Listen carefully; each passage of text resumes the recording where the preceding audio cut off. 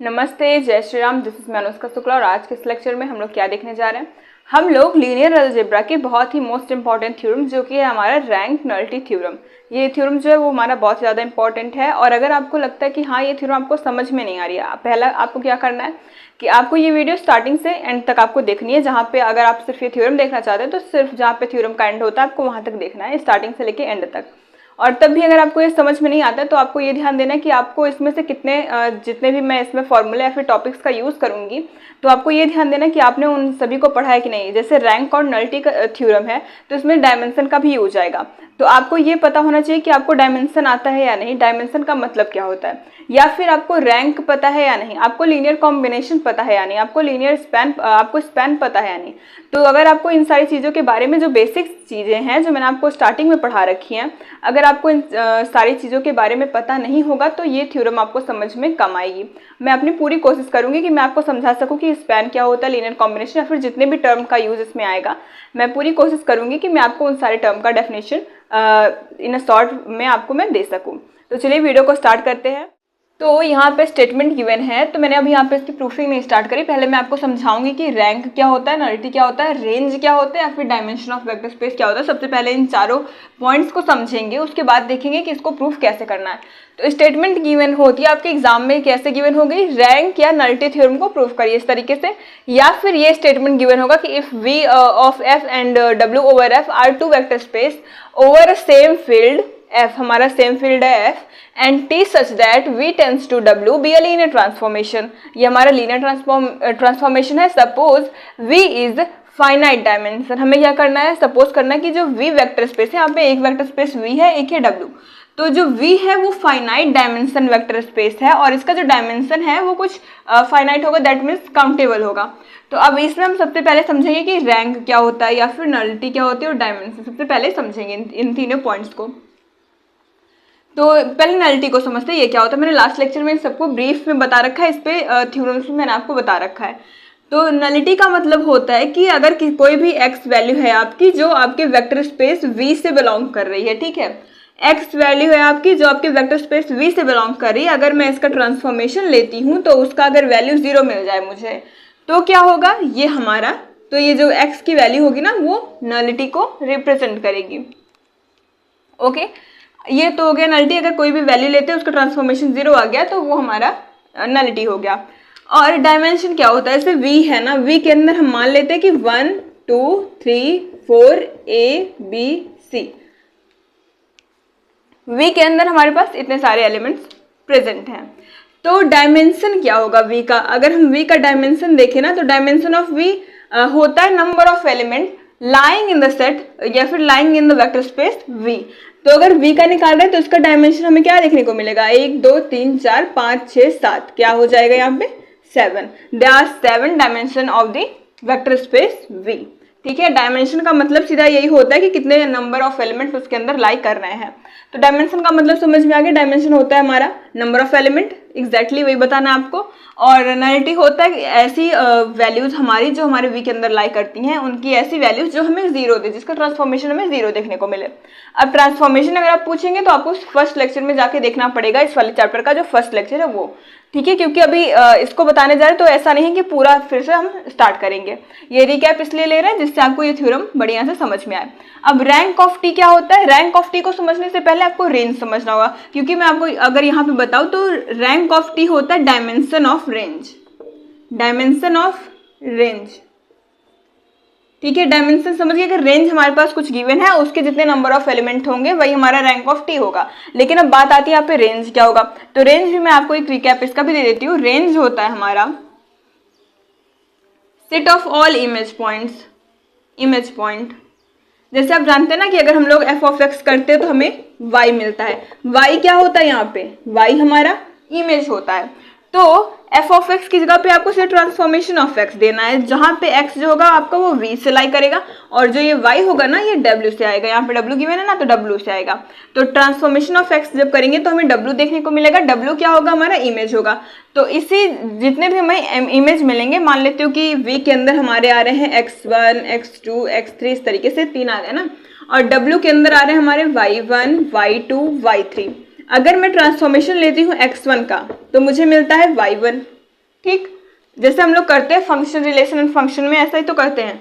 उसके बाद transformation of x2 अगर करती हूँ तो मुझे मिलता है यहाँ पे y2, फिर ट्रांसफॉर्मेशन ऑफ x3 अगर करती हूँ तो मुझे मिलता है यहाँ पे y3। तो जो सेट हुआ, किसका सेट हुआ, जो हमें इमेज देखने को मिले हैं, मतलब y1 y2 y3, ये हो जाएगा क्या हमारा रेंज। अगर यहीं पे एक और होता y4, ठीक है, लेकिन यहाँ पे कोई भी एक ऐसी वैल्यू नहीं है जिसका ट्रांसफॉर्मेशन करने पे हमें y4 मिले, तो y4 को हम लोग क्या करेंगे, छोड़ देंगे, सिर्फ हम इसको लेंगे y1 y2 y3, क्योंकि x1 x2 x3 का ट्रांसफॉर्मेशन करने पे हमें सिर्फ इतनी वैल्यू मिल रही है, y4 यहाँ पे नहीं मिल रहा है। बात समझ में आ गई, रेंज क्या हो गया। तो अब समझते हैं, और ये मिल गया ना हमें, देखिए ये रेंज हो गया। अब अगर आपसे पूछे कि रैंक क्या होता है, तो आपको सीधे सीधे बताना है रेंज के अंदर कितने नंबर ऑफ एलिमेंट आपको दिख रहे हैं, 3 दिख रहे हैं, तो रैंक कितना हो जाएगा, 3 हो जाएगा। आई होप आपको सब क्लियर हो गया होगा। Dimension, number of element in vector space clearly. Nullity क्या होती है, किसी भी ट्रांसफॉर्मेशन का, किसी भी वैल्यू का अगर हम लोग ट्रांसफॉर्मेशन लेते हैं उसकी वैल्यू 0 आ जाए। जैसे यहाँ पे मैंने x1 का लिया तो मुझे y1 मिला, तो ये x1 जो है हमारा, ये नलिटी को रिप्रेजेंट नहीं करेगा, क्योंकि इसका ट्रांसफॉर्मेशन हमें कुछ दूसरी वैल्यू दे रहा है, y1 दे रहा है, 0 नहीं दे रहा है। तो ऐसी x की वैल्यू जो हमें 0 दे वो हमारे किसमें जाएंगे, नलिटी में।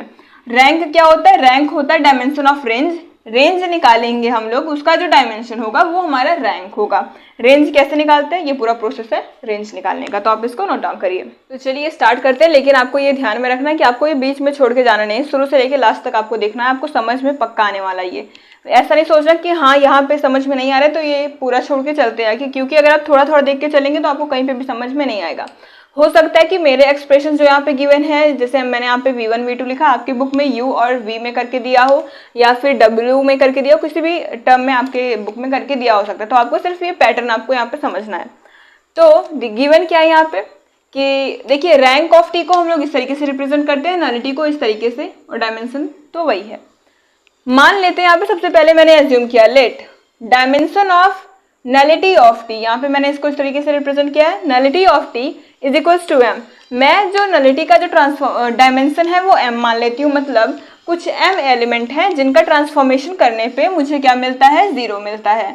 नलिटी की डेफिनेशन मैंने अभी बताई थी, तो कुछ m एलिमेंट हैं जिनका ट्रांसफॉर्मेशन करने पे मुझे 0 मिलता है। डायमेंशन क्या रिप्रेजेंट करता है, नंबर ऑफ एलिमेंट, तो m नंबर ऑफ एलिमेंट है जिनका ट्रांसफॉर्मेशन 0 मिलता है, तो मैंने यहाँ पे वही एज्यूम कर लिया है।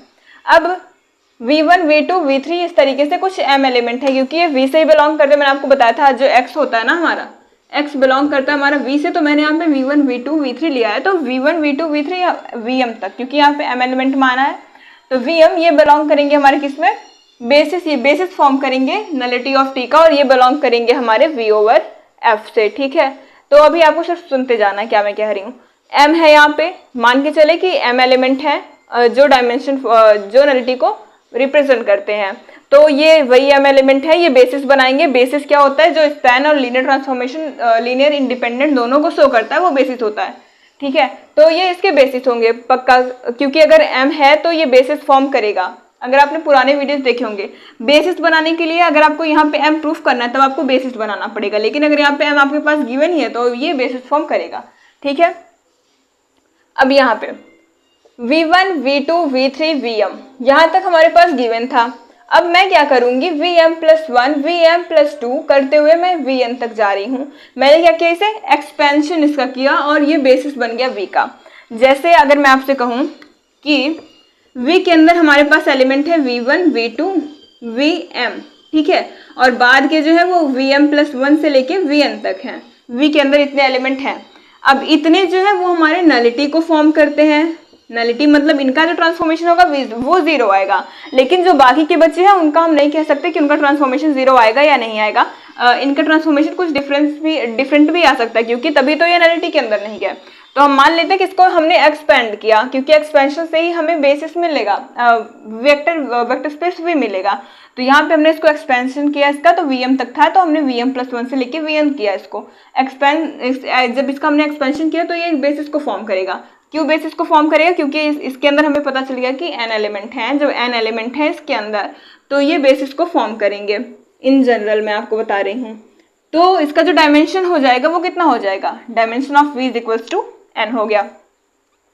इसका डायमेंशन पता चल गया, इसका हम एज्यूम करके चल रहे हैं m है, और इसका हमने एक्सपेंशन के थ्रू जब इसका एक्सपेंशन करेंगे तो हमें क्या देखने को मिलेगा, n देखने को मिलेगा, क्योंकि ये नलिटी जो है वो कुछ ना कुछ इसके अंदर से ही लाई कर रही है, जो हमारे पास वेक्टर स्पेस v है उसके अंदर ही लाई कर रही है, क्योंकि उसके अंदर कुछ एलिमेंट है उनका ट्रांसफॉर्मेशन जीरो देखने को मिल रहा है।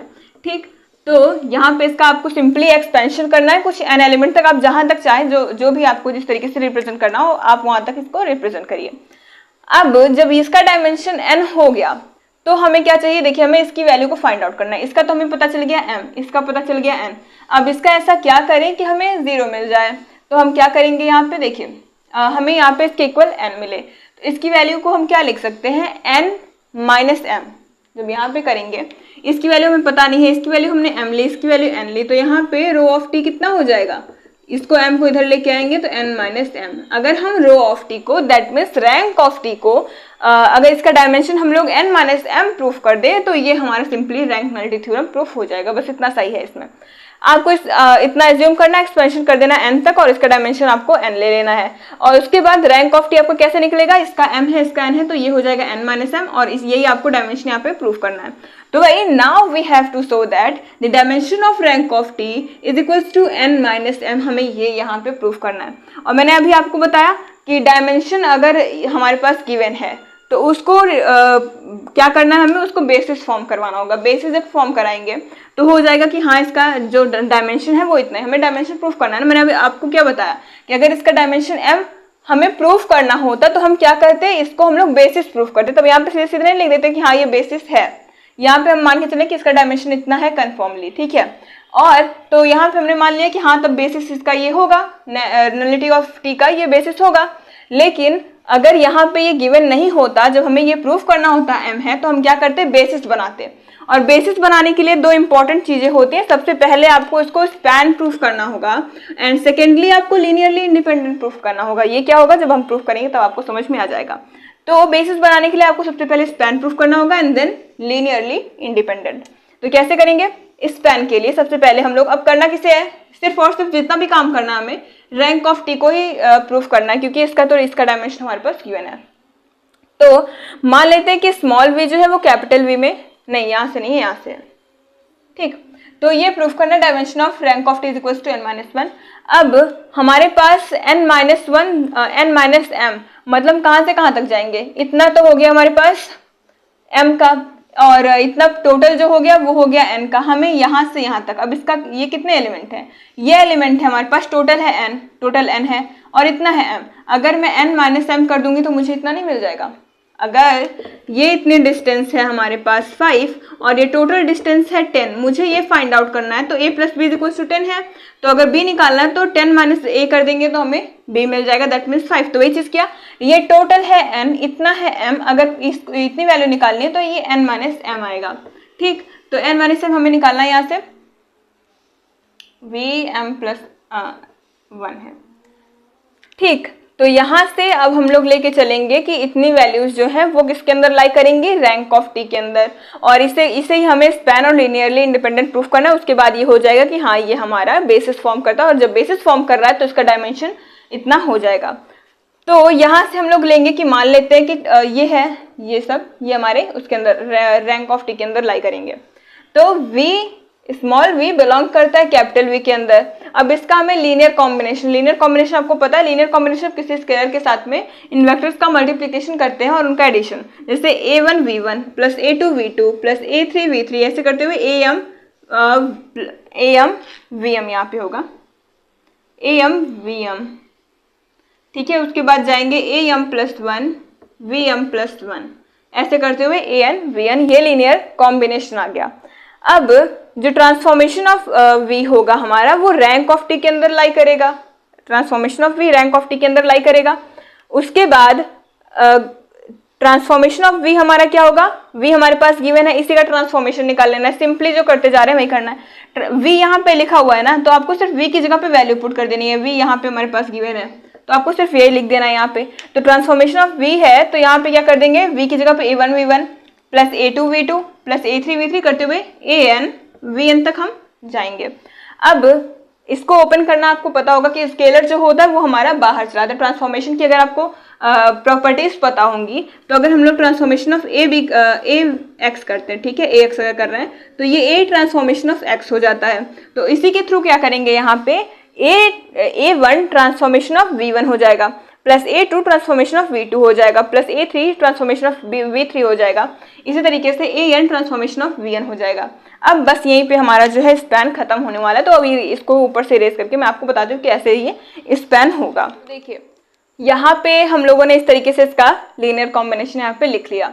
अब हमें क्या करना है, इस लीनियर कॉम्बिनेशन में कुछ वैल्यूज पुट करनी है जो कि एकदम बेसिक है। अब हमें क्या पता है कि जो ट्रांसफॉर्मेशन होता है किसी भी नलिटी का, जैसे यहाँ पे है हमारे पास V1 V2 Vm, तो इनका जो ट्रांसफॉर्मेशन होगा वो जीरो आएगा क्योंकि ये नलिटी के अंदर है, ठीक है, ये इसके एलिमेंट्स हैं तो इनका ट्रांसफॉर्मेशन जीरो आएगा। तो यहाँ से सिंपली हमें इसकी वैल्यू को जीरो कर देना है, इसकी वैल्यू को भी जीरो। इस तरीके से कहाँ तक करेंगे, सिर्फ m तक जाना है, m के आगे आपको नहीं जाना क्योंकि हमें नहीं पता कि m के आगे ये हमें जीरो देगा या नहीं देगा। तो सिर्फ आपको यहाँ पे am Vm है ट्रांसफॉर्मेशन ऑफ Vm, तो सिर्फ आपको यहाँ तक इन सारी वैल्यूज को जीरो कर देना है। तो क्या हो जाएगा, A1 0, A2 0, डॉट डॉट करते हुए AM 0 तक जाएंगे, ठीक है। क्यों, क्योंकि ये हमारे जो इनका ट्रांसफॉर्मेशन होगा डायमेंशन किसके मतलब ये किसके अंदर लाई कर रहे हैं, नलिटी के अंदर लाई कर रहे हैं, तो इनका जो ट्रांसफॉर्मेशन होगा वो जीरो आएगा। तो यहाँ से ट्रांसफॉर्मेशन ऑफ V1 की वैल्यू जीरो, V2 की वैल्यू जीरो, इस तरीके से Vm तक वैल्यू हम जीरो लेके जाएंगे क्योंकि इसके अंदर सिर्फ इतने ही एलिमेंट लाई कर रहे हैं। और उसके बाद जितने भी बचे हुए एलिमेंट्स हैं उनको हम एज इट इज यहाँ पे लिख देंगे। अब ये सारा का सारा जीरो हो जाएगा क्योंकि जीरो में किसी भी चीज का प्रोडक्ट करेंगे तो जीरो देगा। तो ट्रांसफॉर्मेशन ऑफ V हमें क्या देखने को मिला, AM + 1 ट्रांसफॉर्मेशन ऑफ Vm + 1 ये V है, plus AM + 2 transformation of Vm + 2, इस तरीके से करते हुए AN ट्रांसफॉर्मेशन ऑफ Vn हमें यहाँ पे देखने को मिलेगा। और जब इस तरीके से हो गया तो हम क्या कह सकते हैं कि जो ट्रांसफॉर्मेशन ऑफ V है हमारे पास, ये एक लीनियर कॉम्बिनेशन है। किसका लीनियर कॉम्बिनेशन, सिर्फ और सिर्फ Vm + 1 से लेकर के Vn तक। V1 से Vm हट चुका है, सिर्फ किसका लीनियर ट्रांसफॉर्मेशन है, ये Vm + 1 से लेके Vm + 2 फिर यहाँ पे Vn। तो ये क्या कर गया, अब ये स्पैन कर गया। स्पैन की कंडीशन सिर्फ इतनी थी, आपको सिर्फ क्या एज्यूम करना था, यहाँ से छोड़िए, ये हमें प्रूफ करना है स्पैन, ठीक है। देखिए यही प्रूफ हो कि नहीं, यहाँ पे देखिए Vm + 1 से लेके Vn तक बचा हमारे पास सिर्फ, और ये हमें प्रूफ करा था कि ये जो है वो स्पैन करेगा और यही लीनियर इंडिपेंडेंट होगा लीनियरली। तो यहाँ से हमने स्पैन प्रूफ कर लिया। आपको सिर्फ क्या करना था, V की वैल्यू को एज्यूम कर लेनी थी इस तरीके से, और उसके बाद क्या करना था, उसका ट्रांसफॉर्मेशन ले लेना था, सिर्फ और सिर्फ ट्रांसफॉर्मेशन। इन सब का जीरो हो गया, बचा हमारे पास सिर्फ उतना, स्पैन हो गया। अब लीनियरली इंडिपेंडेंट देखेंगे, बहुत ही सिंपल है ये। अब यहाँ पे हमें क्या शो करना है, जितने भी हमारे पास ये ट्रांसफॉर्मेशन गिवन थे जो रैंक के अंदर आ रहे थे, उन सबको लीनियरली इंडिपेंडेंट शो करना है। तो लीनियरली इंडिपेंडेंट शो करने के लिए उसमें हम लोग किसी स्केलर का प्रोडक्ट करेंगे। सबसे पहले इसका लीनियर कॉम्बिनेशन लेंगे, तो B1 transformation of Vm + 1 plus B2 transformation of Vm + 2, इस तरीके से जैसे अभी तक हम लोगों ने किया था A1 से लेकर के, उसी तरीके से B1 से लेकर के Bn-1 तक जा रहे हैं। अब Bn-1 तक क्यों जा रहे हैं, क्योंकि ये नंबर ऑफ एलिमेंट कितने हैं, मैंने आपको बताया था कि जब Vm + 1 से लेकर के हम लोग Vn तक जाते हैं, यहाँ पे था Vm और यहाँ पे V1 से Vm तक, तो ये टोटल था हमारे पास n और इतनी वैल्यू थी हमारे पास m। तो ये कितने नंबर ऑफ एलिमेंट होंगे, ये n - m number of element होंगे। तो जब 1 से स्टार्ट किया है तो ये हम लोग कहाँ तक जाएंगे, n - 1 तक जाएंगे, ठीक है। तो Bn - 1 हो गया। अब उसके बाद क्या करेंगे, यहाँ पे सिंपली जैसे हम लोग ट्रांसफॉर्मेशन का जो प्रॉपर्टी होता है कि स्केलर्स को अंदर डालेंगे, तो यहाँ से T1 B1 Vm + 1 हो जाएगा, B2 Vm + 2 ट्रांसफॉर्मेशन को बाहर लिया है हमने, और यहाँ से प्लस Bn - 1 Vn हो जाएगा। अब ये हमारा जीरो के इक्वल है, जीरो के इक्वल है, दैट मीन्स हम लोग इसको किसके इक्वल लिख सकते हैं, हम जानते हैं नलिटी ऑफ T अगर देखेंगे तो यहाँ पे V1 V2 ये सब इसके बेसिस होते हैं। जब बेसिस होते हैं तो ये इसका जब लीनियर कॉम्बिनेशन लेंगे किसी के साथ, वैसे हम लोगों ने मान लिया C1 V1 के साथ में C1 लिया, फिर C2 V2 plus C3 V3, तो ये कहाँ तक जाएंगे, CM Vm। क्योंकि ये इसका बेसिस है तो ये ऑब्वियसली लीनियरली इंडिपेंडेंट होगा और ये जीरो के इक्वल आएगा। तो जीरो की जगह पे हम लोग इसको यहाँ से लिख देंगे, ठीक है। कहाँ से लिखेंगे, नलिटी ऑफ T से। तो जीरो जब यहाँ पे है तो यहाँ पे हम लोगों ने इसकी वैल्यू को, जीरो की वैल्यू को लिख दिया। अब इधर से हम लोग इसको इधर लेके आएंगे तो क्या हो जाएगा, यहाँ पे माइनस करते हैं, यहाँ से हो जाएगा C1 V1 फिर C2 V2 प्लस यहाँ से B1 Vm + 1, जितनी वैल्यूज थी सारी की सारी लिख दी, यहाँ पे हमारे पास जीरो आया। अब हम जानते हैं कि ये सब का सब हमारे किसके अंदर आ रहा है, V1 से लेकर के Vn तक, ये किसके अंदर आते हैं, ये आते हैं हमारे V के अंदर आते हैं, ठीक है। V के अंदर ये V के बेसिस को फॉर्म करेंगे, V के बेसिस को। स्टार्टिंग में बताया था कि V का जब बेसिस होगा, V1 से लेकर के Vn तक V का बेसिस होगा, तो ये क्या करेंगे, इसको लीनियरली इंडिपेंडेंट शो करेंगे। जब ये बेसिस है तो ये लीनियरली इंडिपेंडेंट शो करेगा। लीनियरली इंडिपेंडेंट का मतलब होता है जितने भी यहाँ पे स्केलर्स हैं उन सब की वैल्यू क्या हो जानी चाहिए, 0 हो जानी चाहिए। तो जब ये बेसिस हो गया V का, ये हमें पता है स्टार्टिंग से, आपने अगर अपनी कॉपी में लिखा हुआ तो अगर आप फर्स्ट सेकंड लाइन देखेंगे तो ऊपर ही लिखा हुआ है। तो ये बेसिस हो जाएगा अगर V का, तो यहाँ से जितने भी स्केलर्स हैं उन सब की वैल्यूज क्या हो जाएंगी, 0 हो जाएंगी। तो यहाँ से C1 is equal to C2 is equal to C3, फिर यहाँ से B1 is equal to B2 Bn-1 तक जाएंगे, 0 हो गया। तो जब सबकी वैल्यू 0 हो गई तो यहाँ से यहाँ तक की भी वैल्यू भी 0 है, ठीक है। ये किसके अंदर आ रहा है, ये आ रहा है हमारा रैंक ऑफ टी के अंदर। तो यहाँ से B1 is equal to B2 Bn-1 0 हो गया। तो ये क्या हो गया, हमारा लीनियरली इंडिपेंडेंट हो गया, जो हम शो करना चाहते थे। सिंपली आपको क्या करना था, इज इक्वल टू 0 किया, यहाँ पे 0 की जगह पे आपको V1 V2 लिख देना है जो कि नलिटी होता है, और इसको आपको इधर लेके आना है। ये सब का सब मिल करके हमारा क्या बनाएंगे, V बनाएंगे, और V का ये सब बेसिस होगा। जब बेसिस है तो ये सब के सब लीनियरली इंडिपेंडेंट होंगे, इन सब की वैल्यूज को आपको 0 कर देना है। और इसी के अंदर इंक्लूडेड है क्या, हमारा जो हमें चाहिए B1 B2 Bn-1, तो ये लीनियरली इंडिपेंडेंट हो गया। अब यहाँ से क्या कर सकते हैं हम लोग इसको, T transformation of Vm+1, transformation of Vm+2, transformation of Vn, ये सब बेसिस हो गया। यही प्रूफ करना था। बेसिस के लिए सबसे पहली चीज स्पैन और दूसरी लीनियरली इंडिपेंडेंट। तो जब ये बेसिस हो गए किसी रैंक ऑफ टी के, तो क्या हो जाएगा, इसका डायमेंशन n-1 हो n-m हो जाएगा। यहाँ पे है ना n-m, वही इसका डायमेंशन हो जाएगा। अब n की जगह पे क्या लिख देना आपको, डायमेंशन v, क्योंकि n की वैल्यू किसके इक्वल है, डायमेंशन v के इक्वल है, और m की value dimension of nullity of T के इक्वल है। यहाँ पे है माइनस, इधर लेके आए हम लोग, तो क्या हो जाएगा, dimension of rank of T plus dimension of nullity of T is equals to dimension of V. यही हमें क्या करना था, प्रूफ करना था। तो आप इसको भी नोट डाउन करिए। तो स्टूडेंट्स, आज की वीडियो में बस इतना ही। मिलता है आपसे नेक्स्ट वीडियो में कुछ अलग और इंटरेस्टिंग टॉपिक्स के साथ में। तो अगर आपको ये वीडियो अच्छी लगती है तो लाइक करिएगा, अपने फ्रेंड ग्रुप में शेयर करना मत भूलिएगा, and subscribe for more videos. Thanks for watching.